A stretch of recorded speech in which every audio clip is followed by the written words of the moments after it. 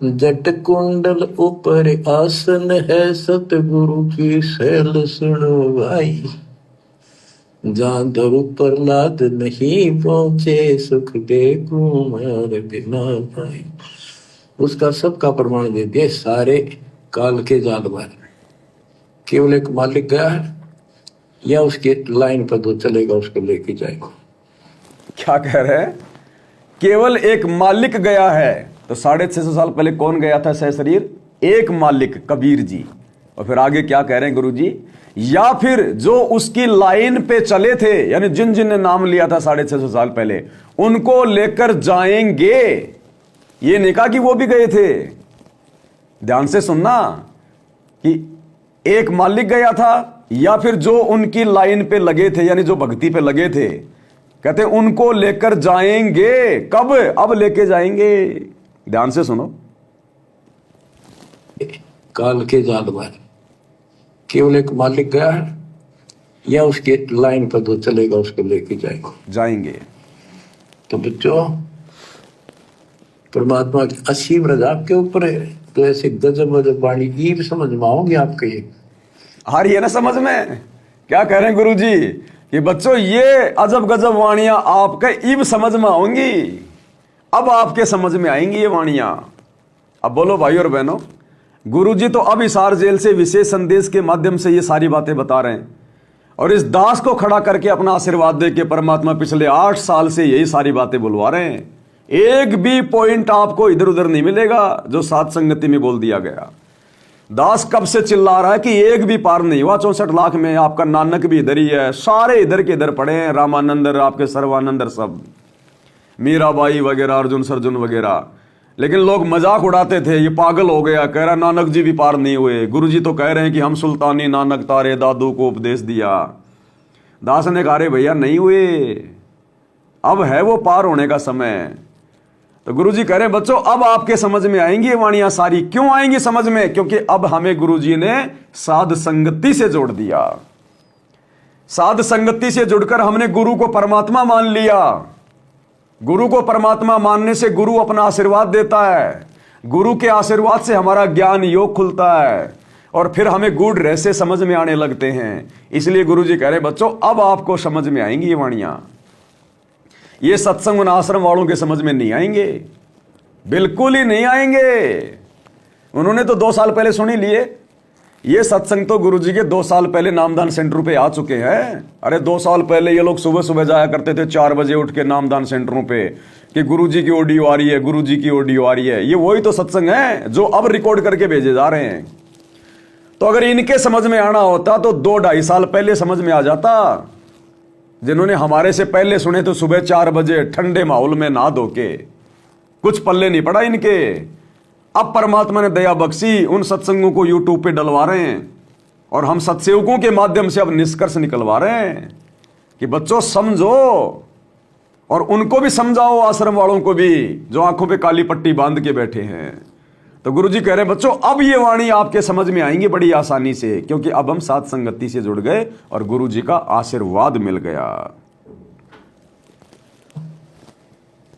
परमात्मा की असीम रजा आपके ऊपर है। तो ऐसे गजब गजब वाणी ईब समझ में आओगे आपके। ये पहले आपको कंप्लीट ज्ञान समझाया, आपका विश्वास दसा दिया, कबीर इसको और सारे प्रमाण दे दिए।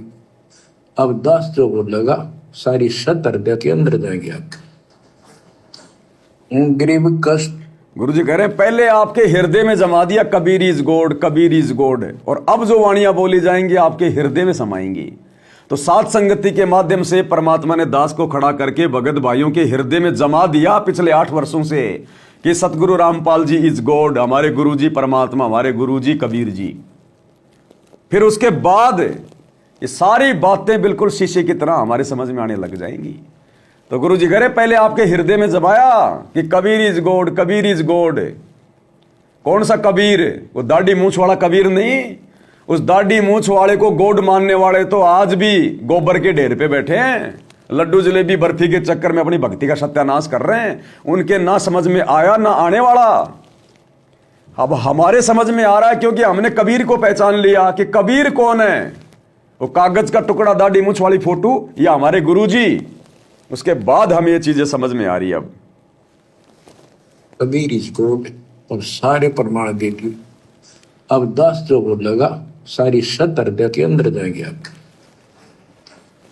ग्रीव कस्तूरी नाम कबीर है, बिन छेड़े मैं कंत, आदि अंत की कहते हूँ, पटतर कोई न संत। कस्तूरी नाम कबीर है, बिन छेड़े मैं कंत, अब महकेगा, अब वो सुमरण काम करेगा हमारा, अब वो कस्तूरी की महक आएगी, अब वो तीनों समय की आरती करने का हमारे को फल मिलेगा, अब वो सत्संग सुनने का आनंद आएगा जब हम गुरु को परमात्मा मान लेंगे, भगवान मान लेंगे, इष्ट मान लेंगे, ज्ञान को आधार बनाएंगे, तब वो कस्तूरी की महक अपने आप फैलेगी। अपने आप आज से पहले नहीं फैल रही थी, क्योंकि हम गुरु को मानुष मान रहे थे, दाढ़ी मूछ वाले नकली कबीर को भगवान मान रहे थे। तो वो कस्तूरी, वो कबीर नाम की कस्तूरी यानी उनका मंत्र, उनका सुमरण हमारे कोई काम नहीं आ रहा था विशेष, हम उस भाव से नहीं जप रहे थे। गुरु जी कह रहे अब महकेगी, क्योंकि अब तुमने गुरु को परमात्मा मान लिया, अब वो कस्तूरी महकेगी।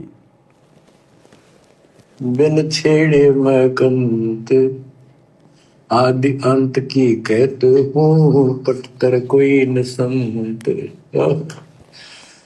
गरीबदास जी कहते हैं कि नाम कबीर साहब का नाम, कबीर साहब की शक्ति, कबीर साहब की महिमा कस्तूरी की तरह है, अपने आप इसकी ताकत झलकती है। और आदि अंत स्टार्ट से लेकर आखिर तक बता देता हूं। इस परमात्मा कबीर जी के बराबर कोई संत भी नहीं, कोई भगवान भी नहीं। बताओ, गुरु जी कह रहे आदि अंत की बता देता हूं। इस कबीर भगवान के अलावा ना कोई संत है, ना कोई परमात्मा है। तो फिर छोड़ो फिर सतगुरु रामपाल जी को, क्योंकि सतगुरु रामपाल जी तो संत है ना।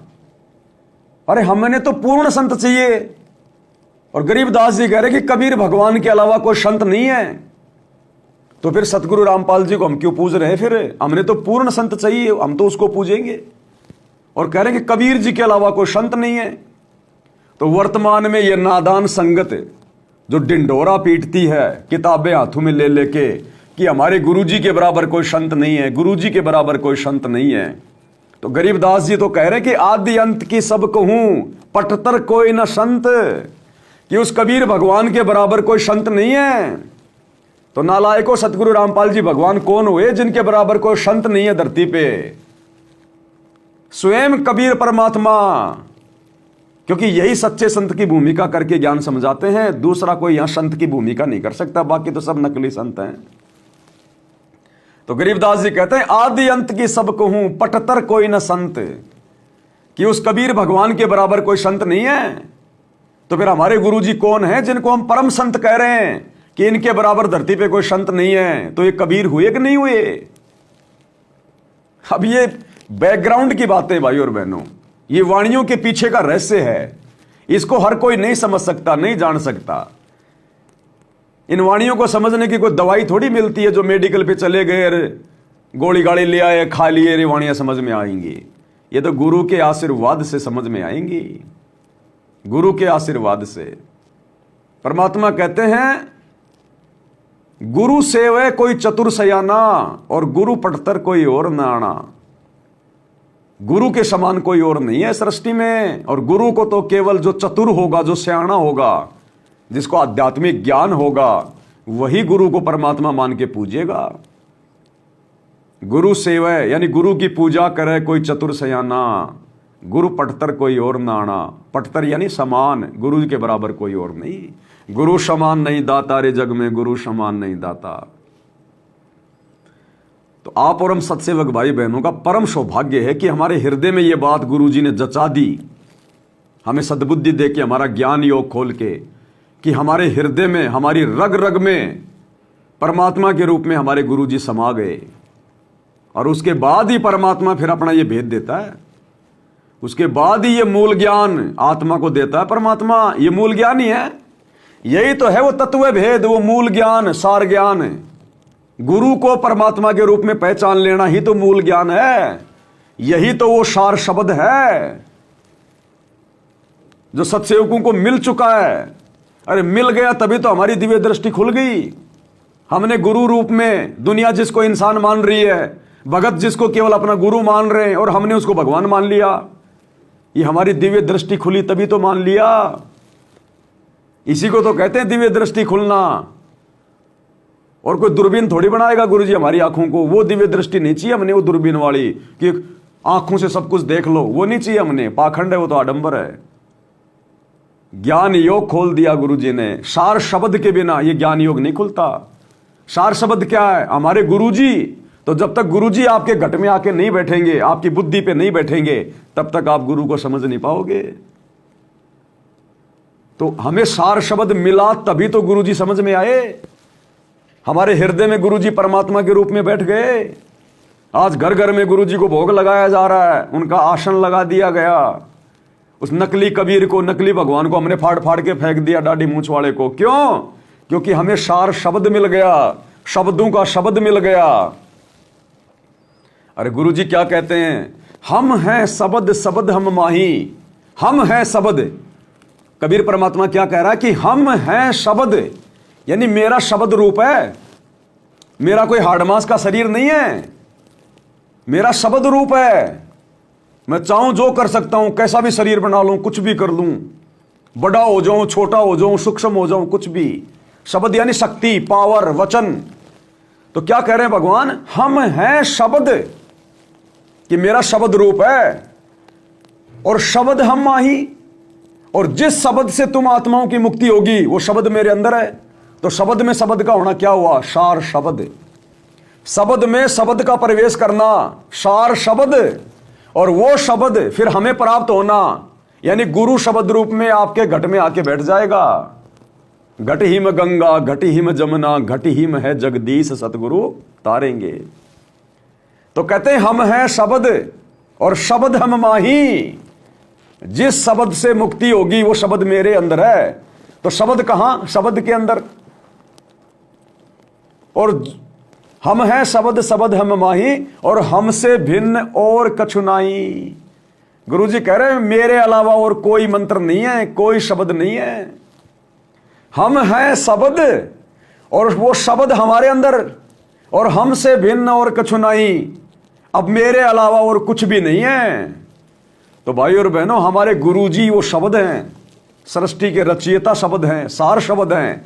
और गुरुजी जब हमारे अंदर आके बैठ गए तो बताओ फिर और क्या चाहिए हमारे को? और क्या चाहिए? तो सार शब्द हमें मिल चुका है। हमने सार शब्द के लिए लाइन में लगने की जरूरत नहीं है। शब्द हमें मिल चुका है, यानी हमने गुरुजी को पहचान लिया। गुरुजी हमारे घर में बैठ गए, हमारे घट में बैठ गए सूक्ष्म रूप में। वो सार शब्द है और हम उसकी पूजा कर रहे हैं। गुरु सेवय कोई चतुर सयाना, और गुरु पटतर कोई और नाना। गुरु के बराबर तो तेरा सार शब्द भी नहीं है, गुरु के बराबर तेरा सार नाम भी नहीं है, गुरु के बराबर तेरा सतनाम भी नहीं है। गुरु पटतर कोई और नाना, कोई चीज गुरु के बराबर नहीं हो सकती। और हम गुरु जी की पूजा कर रहे हैं, रोज उस शब्द की पूजा कर रहे हैं। तो यह है वास्तव में सार शब्द की भक्ति करना, सार शब्द का सुमरण करना, यानी गुरु जी को सार शब्द के रूप में जान लेना, पहचान लेना, और फिर गुरु को परमात्मा मान के आसन लगा के घर घर में बेड लगाना, गुरु जी को भोग लगाना, गुरु जी पे चवर करना, गुरु जी की चरण सेवा करना और डर के भक्ति करना। और जो मंत्र गुरु जी ने दे रखे हैं, जो प्रथम मंत्र है, जो सतनाम है, उनका जाप करना, तीनों समय की आरती करना, सत्संग सुनना, यही तो है सतगुरु की सेवा, यही तो है सार शब्द। इसके अलावा और कुछ नहीं है। बाकी तो धक्के खाना है, धक्के। बाकी तो गुरु जी ने खुद अपने सत्संगों में स्पष्ट कर दिया कि बच्चों, जो सार शब्द है वो कोई मंत्र नहीं है, सार शब्द कोई दीक्षा नहीं है। जो इन आश्रमों में सार शब्द के नाम पर 1-1 लाख रुपए ले जा रहे हैं भक्तों से, मूर्ख बनाया जा रहा है। ओम सोहम सत कबीरा, ओम सोहम सत कबीरा। और गुरु जी क्या कह रहे हैं कि बच्चों, सार शब्द कोई दीक्षा नहीं है, तो फिर आश्रमों में क्यों दी जा रही है? गुरु जी कह रहे हैं सार शब्द कोई मंत्र नहीं है, सार शब्द कोई दीक्षा नहीं है, चौथी कोई दीक्षा नहीं होती। फिर इन आश्रमों में क्या दिया जा रहा है? ये 3 मंत्र सार शब्द के नाम पे दीक्षा दी जा रही, मंत्र दिए जा रहे। तो गुरु जी ने खुद रिजेक्ट कर दिया। इसलिए भाई और बहनों, आप और हमें जो वस्तु प्राप्त हो गई सृष्टि में किसी को नहीं है। सृष्टि में क्या कह रहे हैं गुरुदेव, सुन लो सार शब्द के बारे में। प्रथम मंत्र गुरुदेव कह रहे हैं कोई दीक्षा नहीं है सार शब्द, ना कोई मंत्र है। अब सार शब्द क्या है वो तो सत्सेवकों को पता है। प्रथम मंत्र ऐसा गजब का, उसके बाद आपको सतनाम दिया जाता है स्टेप बाय स्टेप। ये पहले वर्णित कर रखा था भगवान ने, सारी व्यवस्था कर रखी थी। अब आपको 5-6 साल का मौका दिया जाता है, श्वास उश्वास का खूब श्रवण करा करो। हम सार नाम जब देते हैं ताकि तुम दृढ़ हो जाओ और ये फिर बर्बाद ना कर लो। मोक्ष होगा सतनाम से, यानी मोक्ष का मतलब है कि यहां से पीछा छूटेगा सतनाम। जो लोग जल्दबाजी करते हैं ना, सार नाम मिल जाए मुझे, सार नाम मिल जाए, इस सार नाम के लिए लोगों ने अपनी मर्यादा तोड़ दी, अपनी भक्ति नष्ट कर ली। अपने जैसे 2 कोड़ी के जीवों से इन आश्रमों में जाके डीवीडी पे सार नाम ले लिया। 2018 में दास चिल्ला चिल्ला के थक गया, कह रहा मत जाओ मत जाओ, ये धोखा हो रहा है, धोखा हो रहा है। गुरुजी परीक्षा ले रहे हैं। क्या कह रहे हैं परमात्मा? मोक्ष होगा सतनाम से, सतनाम से मोक्ष होगा। और सतनाम काम करेगा गुरु को परमात्मा मानने से। अरे सतनाम से मोक्ष होगा, और क्या है? सार नाम सार शब्द सब एक ही है, कुछ नहीं है। मोक्ष होगा सतनाम से। सतनाम का पहला मंत्र काल का, तो पहले मंत्र की भक्ति पूरी होगी तो काल से छूट गए। सतनाम का दूसरा मंत्र अक्षर पुरुष का, अक्षर पुरुष की भक्ति पूरी हो गई तो छूट गए अक्षर पुरुष से। जब अक्षर पुरुष से छूट गए, काल से छूट गए, तो जाएंगे कहां? सतलोक। तो मुक्ति किससे होगी? सतनाम से।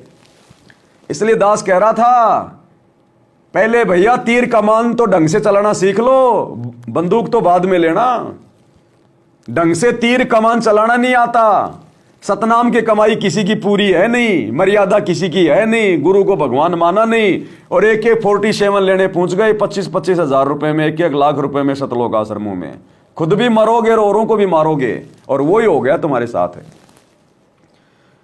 अब भाइयों और बहनों, जिन जिन लोगों ने 2 साल पहले या 1 साल पहले, जब से ये ड्रामा किया गया सार शब्द का, सार नाम का, आप उन भक्तों से जाके मिल लेना कभी भी, आश्रम वालों से जिनको सार नाम मिल गया, सतनाम मिल गया। गुरुजी के जेल जाने के बाद इन आश्रमों से उनकी दुर्गति हुई पड़ी है, दुर्गति। वो किसी को बता नहीं रहे, डर के मारे, शर्म के मारे। उनकी दुर्गति शुरू हो चुकी है, दुर्गति। उनके घर में भक्ति नाम की चीज नहीं है। जब इन आश्रमों में सुबह की आरती के समय हलवा बनाना सिखाया जा रहा है, तो अपने घरों पे ये क्या भक्ति कर रहे होंगे? ये घरों पे क्या भक्ति कर रहे होंगे? ये इनकी दुर्गति हो चुकी है, दुर्गति। इनको शांति नहीं है बिल्कुल भी। इनके घरों में लड़ाई झगड़े, वही रिश्तेदारियों में आना जाना, सारे कुकर्म करना, ब्याह शादी वगैरह, कुछ नहीं बदला इनका। उल्टे बिगड़ गए। कई तो मेरे पास में ऐसे फोन आए, सार शब्द लेने के बाद में नशा करना शुरू कर दिया।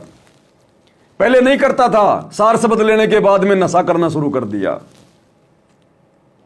इनकी दुर्गति हुई पड़ी है, क्योंकि इन्होंने अपने गुरु के साथ में धोखा किया है। इन्होंने अविश्वास किया है, अपने गुरु का इंतजार नहीं किया इन्होंने। तो गुरु जी कहते हैं मोक्ष तो सतनाम से होगा, फिर आपको सार नाम दिया जाएगा जो 3 मंत्र का है, क्योंकि विधान है परमात्मा का, कबीर सागर में लिखा हुआ है। उसके बाद गुरु जी कह रहे हैं फिर चौथी कोई दीक्षा नहीं है, चौथा फिर कोई मंत्र नहीं है जो इन आश्रमों में दिया जा रहा है। ओम सोहम सत कबीरा, सार शब्द के नाम पे 1-1 लाख रुपए लेके। तो गुरुजी ने तो स्पष्ट कर दिया, फिर तुम क्या ले रहे हो इन आश्रमों में? रिजेक्ट। चौथी कोई दीक्षा नहीं है, फिर ध्यान से सुन लेना। और सार नाम तो भगवान का है, तो 1 मिनट मजा बिठाओगा तुमने वहां पर यहां से आपका झंझट मिट्टा। जब बात ऊपर चल लगे तो सांस का सुमन करा करो खूब डट के, और सार नाम मिलने पास फिर उसके रगड़ ला दे। अब सुनो, उसके बाद चौथा कोई मंत्र नहीं देते हम, दीक्षा नहीं है चौथा। उसके बाद चौथा कोई मंत्र नहीं देते हम, दीक्षा नहीं है चौथा। उसके बाद चौथा कोई मंत्र नहीं देते हम, दीक्षा नहीं है चौथा। चौथे जो सार शब्द है उसमें आपकी भक्ति को सैचुरेट किया जाता है।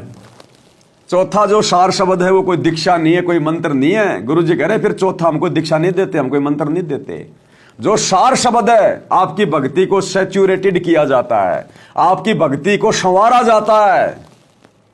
जैसे मार्बल लगाने के बाद उसके ऊपर मशीन फेरी जाती है उसको चमकाने के लिए, तो सार शब्द फिर क्या है? फिर तुम्हारे भाव देखे जाएंगे, तुम्हारी श्रद्धा देखी जाएगी। गुरु जी तुमसे कैसे प्रसन्न हो, तुम कैसे अपने गुरु जी को प्रसन्न करोगे, उनकी सेवा करके, उनको परमात्मा मान के, उनको भोग लगा के, उनकी चरण सेवा करके, मर्यादा में रह के भक्ति करके। ये आपकी भक्ति को फिर समेटा जा रहा है। आपके आव भाव चेक किए जा रहे हैं, आपके आचार विचार व्यवहार चेक किया जा रहा है, गुरु जी के प्रति आपकी लगन लगी या नहीं लगी वो चेक किया जा रहा है, गुरु जी के प्रति आप समर्पित है या नहीं वो चेक किया जा रहा है, गुरु की सेवा के माध्यम से। तो ये साध संगति में शुरू हुआ है। गुरु की वास्तविक सेवा, गुरु को भगवान मान के, गीता जी अध्याय 3 श्लोक 13 के अनुसार उनको भोग लगा के, ये साध संगति में शुरू हो रहा है। तो गुरु जी क्या कहते हैं? चौथा जो सार शब्द है, आपकी भक्ति को सैचुरेटेड किया जाता है। तो हमारी भक्ति को परमात्मा सैचुरेटेड कर रहे हैं, संवार रहे हैं, चमका रहे हैं हमारी भक्ति को परमात्मा। हमसे अपनी सेवा करवा के, सार शब्द का सुमरण करवा के, सार शब्द का स्मरण करवा के, सार शब्द का चिंतन मनन करवा के, सार शब्द की सेवा करवा के, भोग लगवा के, ये है सार शब्द। नहीं तो कबीर सागर से बाहर थोड़ी जाएंगे गुरु जी। जब कबीर सागर में लिखा कि केवल 3 बार में दीक्षा दी जाती है, तो चौथी बार में आश्रमों में दीक्षा क्यों दी जा रही है फिर? और गुरु जी ने मना कर दिया कि चौथा फिर कोई दीक्षा नहीं, हम कोई मंत्र नहीं देते। फिर चौथा तो फिर आपकी भक्ति को देखा जाता है, संवारा जाता है कि तुम कितने भगत बने, कितना अपने गुरु को पहचान पाए। इसलिए भाई और बहनों, हम सत्सेवकों को तो सार शब्द मिल गया। अरे जो संकल्प दीक्षा लेके अपने गुरु को परमात्मा मान के भोग लगा रहा है, उसको सार शब्द मिल गया। कहां वो प्रथम मंत्र के चक्कर में ना पड़े कोई कि मुझे प्रथम मंत्र मिले। तेरे को तो सार शब्द दे दिया गुरु ने डायरेक्ट, तुम कर दो पल में पार हो जा रजा तेरी। ये प्रथम मंत्र की सतनाम की भक्ति करते हमारे को सतयुग बीत गया, त्रेता बीत गया, खूब जमा हो गई हमारी। आप तो विशेष आत्मा हो, जिन्होंने संकल्प ले रखा ना, वो तो हमारे जैसे नीचों से भी विशेष आत्मा है परमात्मा की, जिनको प्रथम मंत्र के सतनाम की भी इतनी आवश्यकता नहीं है। उनकी तो पहले के जन्मों में परमात्मा ने प्रथम नाम के सतनाम की भक्ति पूरी करवा रखी है। उनको तो डायरेक्ट परमात्मा ने साथ संगति से जोड़ के, संकल्प दिलवा के डायरेक्ट उनको सार शब्द दे दिया। हाँ, गुरुजी आएंगे, उसके बाद गुरुजी की मौज। अगर हमें गुरुजी फिर से यदि प्रथम मंत्र देंगे, फिर सतनाम देंगे, तो मालिक की मौज है, हम उसका भी जाप करेंगे। बाकी सार शब्द तो हमें गुरुजी ने पहले ही दे दिया। तो भाई और बहनों, तुम्हारा परम सौभाग्य है, परम सौभाग्य। हम नीचों को भी प्रथम मंत्र का जाप करना पड़ा, सतनाम का जाप करना पड़ा। हमारी भी पिछले जन्म की भक्ति इतनी ज्यादा नहीं थी। और जो संकल्प लेके जुड़े हैं गुरुजी के जेल जाने के बाद, और जो दृढ़ होके भक्ति कर रहे हैं, खाली संकल्प लेके ऐसा नहीं फिर मर्यादा तोड़ रहे हैं, हल्के में ले रहे हैं, ना ना ना ना, वो तो भगत जानता है या फिर उसका भगवान जानता है। जो दृढ़ होके गुरु को परमात्मा मान के उस भाव से भक्ति कर रहा है, तो परमात्मा उसके साथ में है। तो हमने इस प्रकार से दृढ़ होकर परमात्मा की भक्ति पे लगना है। तो गुरुजी कह रहे हैं चौथा फिर कोई दीक्षा नहीं है, फिर हम कोई दीक्षा नहीं देते फिर कोई चौथा। तो देख लो कितना बड़ा धोखा कर दिया काल ने तुम लोगों के साथ में, इन सतलोक आश्रम वालों के माध्यम से। ये तुम्हारे कोऑर्डिनेटर, ये तुम्हारे दुश्मन है, दुश्मन। ये गुरुजी का परिवार, ये भगत समाज का दुश्मन है। अरे फिर काल क्या सो रहा है क्या? काल है, तुम्हें क्या लगा कलयुग की पिछली पीढ़ी में काल चद्दर ओढ़ के सो रहा है? वो तो इस समय बहुत ज्यादा आक्रामक है कि खा जाऊं पूरी संगत को। गुरुजी के परिवार में घुस के वही तो सारे उल्टे काम कर रहा है। इन कोऑर्डिनेटरों में कुप्रेरणा करके, कोऑर्डिनेटरों के अंदर भूत की तरह घुस के, जब वो श्री कृष्ण में घुस सकता है तो कोऑर्डिनेटरों में क्यों नहीं घुस सकता? गुरुजी के बेटा बेटी में क्यों नहीं जो है वो हो सकता प्रवेश? क्योंकि जो मर्यादा तोड़ देगा फिर परमात्मा दूर हट जाएगा, फिर काल उसको अपने कब्जे में ले लेगा।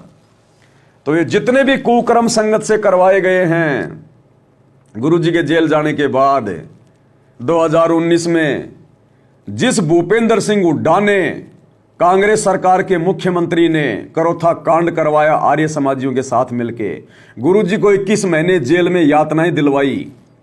2019 में उसी भूपेंद्र सिंह हुड्डा को, काल के दूत को, और गुरुजी का नाम ले लेके गुरुजी के परिवार ने उसी को वोट डलवा दिए। तो ये दुश्मन नहीं तो हमारे दोस्त हैं क्या गुरुजी के परिवार वाले?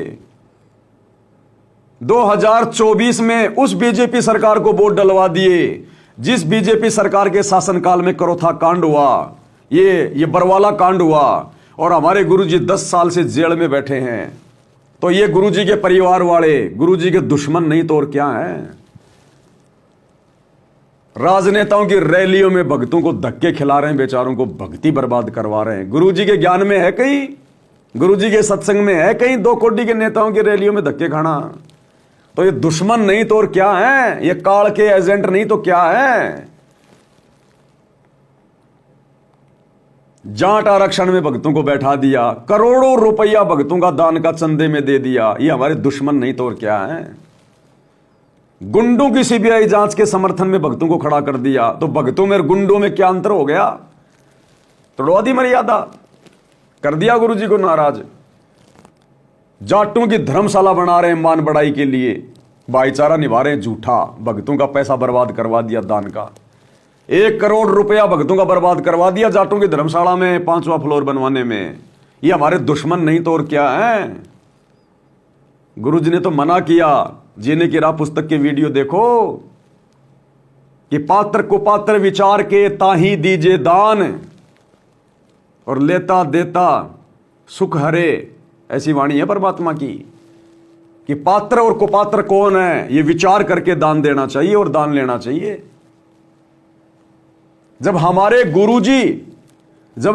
गुरुजी किसी भी अनुपदेशी से दान नहीं लेते तो गुरुजी के दोनों बेटे उन जाटों को जो भक्ति से कोसों दूर हैं उनको दान क्यों दे रहे हैं भक्तों का?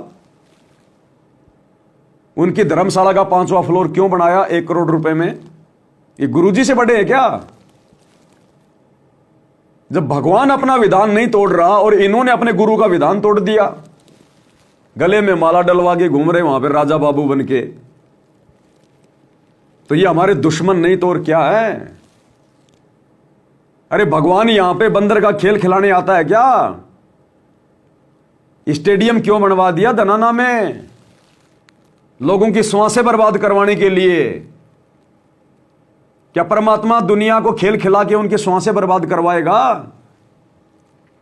क्या वो जगत वाले परमात्मा के बेटा बेटी नहीं है? क्या परमात्मा जगत के लिए खेल खिलवाएगा और भक्तों के लिए बंद करवा देगा? भगत तो शराब मत पियो, जगत वाले शराब पियो। क्या गुरुजी दारू के ठेके खुलवाएगा? क्या गुरुजी जगत वालों के लिए दारू के ठेके खुलवा देगा क्या? कि भाई खाली मेरे भक्तों ने दारू नहीं पीनी, बाकी जगत वालों के लिए चाहे दारू के ठेके खोल दो। मेरे भगत गेम नहीं खेलेंगे, बाकी जगत वालों के लिए बैडमिंटन का स्टेडियम बना दो। ये तो वही बात होगी, चाहे दारू का ठेका खुला दो, चाहे बैडमिंटन बनवा दो, नियम तो टूट ही गया। तो ये दुश्मन है भगत समाज के, गुरुजी के परिवार वाले, गुरुजी के बेटा बेटी, भाई बंधु रिश्तेदार। अरे और तो और हमारी सबसे बड़ी मर्यादा, मुसलमानों की कुरान शरीफ में भी लिखा कि वो अल्लाह ताला अपने भगत की, अपने साधक की हर प्रकार की गलतियों को माफ कर सकता है एक बार। चाहे शराब पी ली हो, चाहे मांस खा लिया हो, चाहे कुछ भी कर लिया हो, पर स्त्री गमन कर लिया हो, वो भगवान माफ कर देगा एक बार अल्लाह। लेकिन एक गलती जो अल्लाह ताला कभी माफ नहीं करता वो है अनुपासना। अनुपासना करना या अनुपासना में सहयोग करना। और इन काल के दूतों ने, गुरुजी के बेटों ने, इन कोऑर्डिनेटरों ने अयोध्या में जाके, जहां श्री रामचंद्र जी की मूर्ति का अनावरण हो रहा था, रामलला मंदिर बना था, नरेंद्र मोदी ने आके उसका उद्घाटन किया था और दुनिया उसको देखने आ रही थी। अयोध्या में जाके काल पुजारियों के लिए श्री रामचंद्र जी के निमित्त होकर इन्होंने भंडारा लगा दिया। वहां को भंडारे का पैसा अपनी औरतों के जेवर बेच के नहीं करवाए इन्होंने। बेचारे भोले भाले भक्तों की ज्योति पाठ और दान का पैसा, एक मर्यादा बची थी उसका भी इन्होंने सत्यानाश करवा दिया, तहस नहस करवा दी। अब गुरु क्या करे? क्या करे फिर गुरु? इसलिए गुरु ने इनको रिजेक्ट मार दिया, रिजेक्ट, कि जाओ अब तुम किसी काम के नहीं हो। हद होती है, समय होता है, एक सीमा होती है समझाने की। नहीं समझ पाए ये लोग। अंत में गुरु ने इनको रिजेक्ट मार दिया। तो भाई और बहनों, आप और हमारा सौभाग्य कि ये बकवादे 100 में भी हमारे दिमाग में नहीं आई। हमने उल्टा इनका विरोध किया ज्ञान आधार से, इनको समझाने का प्रयास किया, और उल्टा इन्होंने हमारे को लठ मारे, मुकदमे करवाए, जेल करवाई।